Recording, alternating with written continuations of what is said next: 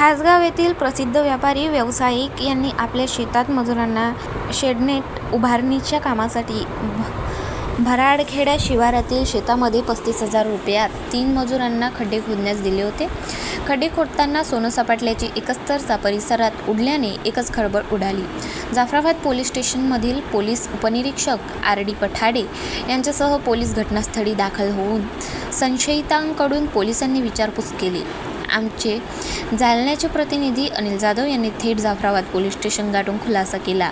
या बातमीत काही तथ्य नसल्याचे पोलीस उपनिरीक्षक पठाडे यांनी नागरिकांना संभ्रमात राहून अफवांवर विश्वास ठेवू नये असे आवाहन केले आहे।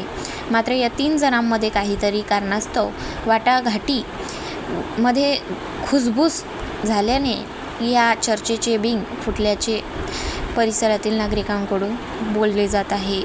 मी आणि सोबत आमचा पोलीस स्टाफ आम्ही ज्या ठिकाणी तो प्रकार घडलाय त्या ठिकाणी आम्ही जाऊन खात्री केली। त्या शेतात गेलो तर ज्या मंजुराने ते अफवा केली होती त्यांना आम्ही विचारपूस केली, नेमकं काय प्रकार आहे।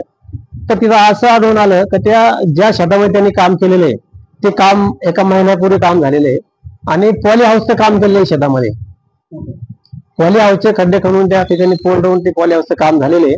काम होऊन जवळजवळ 1 महिना होऊन गेला आणि जे काम करणारे जे कामगार होते त्यांच्या त्या पॉली हाऊसच्या ठिकाणी काम करण्यावरून थोडेफार किरकोळ शाब्दिक वाद पण झाले होते।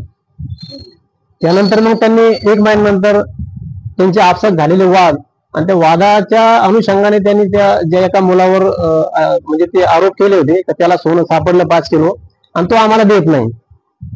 मग आम्ही जे मुलं कामगार ते त्या ठिकाणी काम करायला होते त्या कामगारांना आम्ही त्या ठिकाणी जाऊन त्याला विश्वासात घेतलं, विचारपूस केली का असा काही प्रकार घडला का।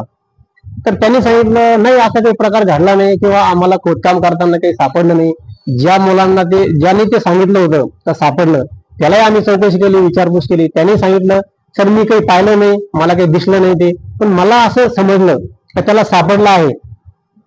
पण मग तसं काही प्रकार नाही आणि सोनं काही सापडलं नाही, कोणाला अफवा झालेली आहे आणि कुठल्याही प्रकारचं 5 किलो सोन्याच्या बाबतीत तिथं काही सापडलं नाही, काही नाही, फक्त अफवा झालेली आहे।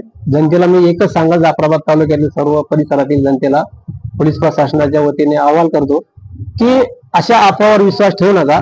गाव माझा न्यूज करिता भरत लहाने, जालना।